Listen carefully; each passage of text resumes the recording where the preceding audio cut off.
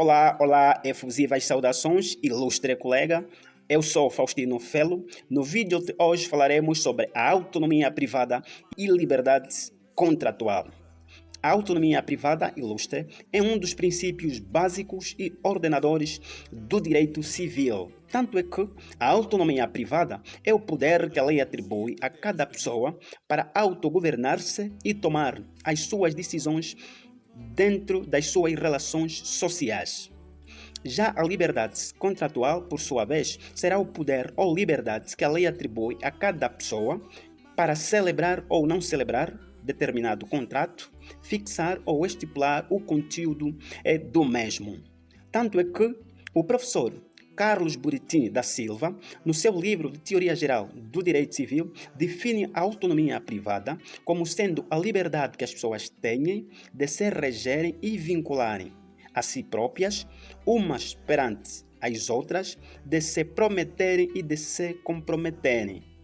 Já o professor Pedro de Vasconcelos, no seu livro também de Teoria Geral do Direito Civil, diz que a autonomia privada deve ser entendida em dois sentidos: num sentido amplo e num sentido restrito. Num sentido amplo, a autonomia privada excede o campo do direito civil e do direito privado. Todavia, a autonomia privada abrangerá o conceito de autodeterminação no direito internacional público e do constituinte no direito constitucional.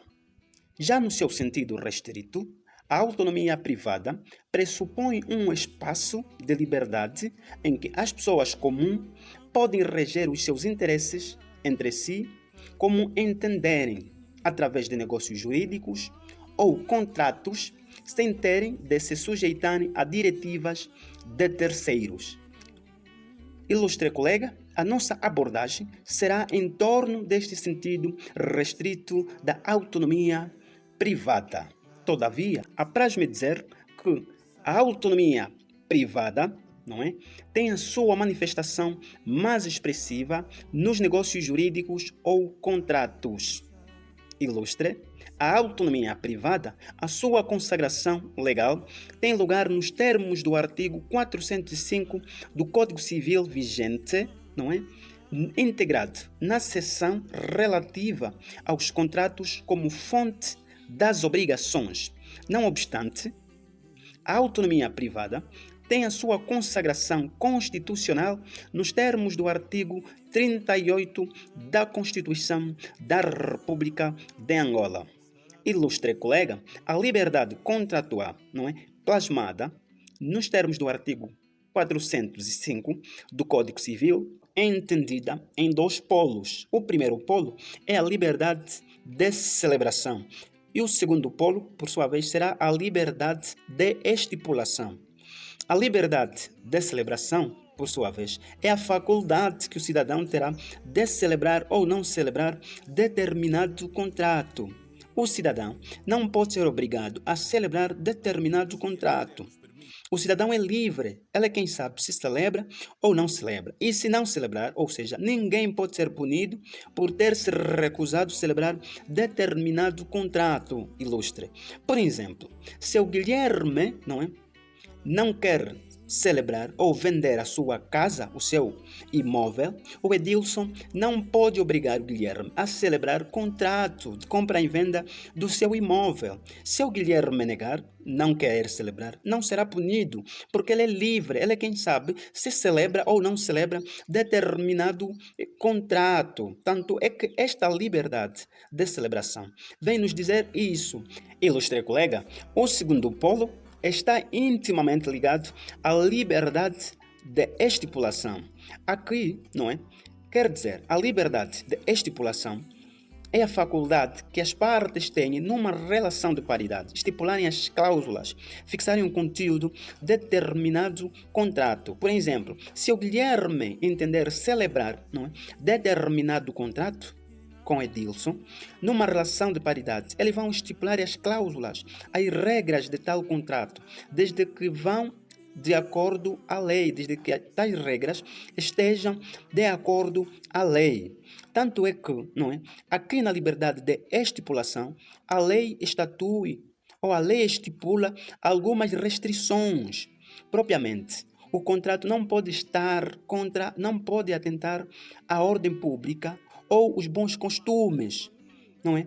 Isto quer dizer, o Guilherme não pode celebrar um contrato de tráfico de drogas, não pode celebrar um contrato de tráfico de seres humanos. É isto que nos diz o artigo 280 do Código Civil, de que os contratos não podem ir contra a ordem pública ou os bons costumes. Outras tantas restrições constam nos termos do artigo 281, 282 e 762, todos do Código Civil vigente. Ilustre colega, por último, falaremos do contrato de adesão. No contrato de adesão, ilustre, vamos encontrar uma coisa diferente. Se em outros contratos em sede da liberdade contratual, vimos que há uma relação de paridade em que as partes, não é, estipulam determinados contratos e fixam o conteúdo destes mesmos contratos, já no contrato de adesão acontece diferente.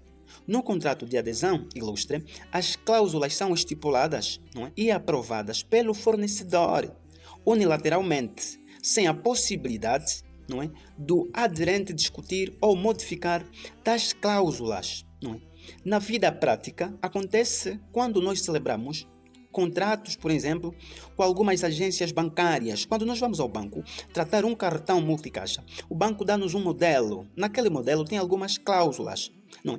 O que nós como cliente, não é, simplesmente poderemos escolher ou aderir àquelas cláusulas que o banco estipulou ou não aderir, recuar. Se nós quisermos multicaixa, aderimos àquelas cláusulas que o banco estipulou unilateralmente. Não há faculdade, não é? Não há um espaço para nós discutirmos com o banco e queremos mudar ou alterar a cláusula ou o conteúdo do contrato. Nós não temos essa liberdade, tal conforme acontece em outros contratos que falamos em sede da liberdade contratual. O mesmo acontece quando nós celebramos contratos com as empresas de energia, de água, as empresas de comunicação. Por exemplo, a Unitel se desconta 10 kwanzas por segundo. Nós não temos a faculdade de discutir, mudar as cláusulas de tais contratos. Cabe a nós aderir.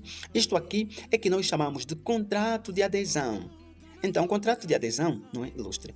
As cláusulas são estipuladas unilateralmente pela entidade fornecedora. Ilustre colega, os contratos por adesão estão regulados no artigo 1, não é, da Lei 4/3, de 18 de fevereiro, Lei sobre as cláusulas gerais dos contratos. Não obstante, encontramos também referência dos contratos por adesão nos termos do artigo 19 da Lei do Consumidor. Estamos a falar da Lei 15/3, de 22 de junho.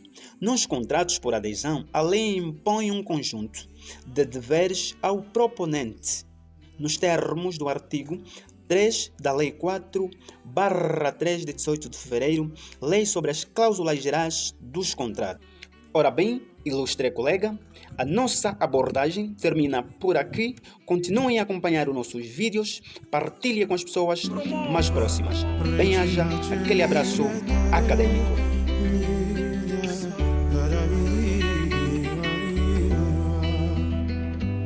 A ideologia que temos permite-nos te ajudar.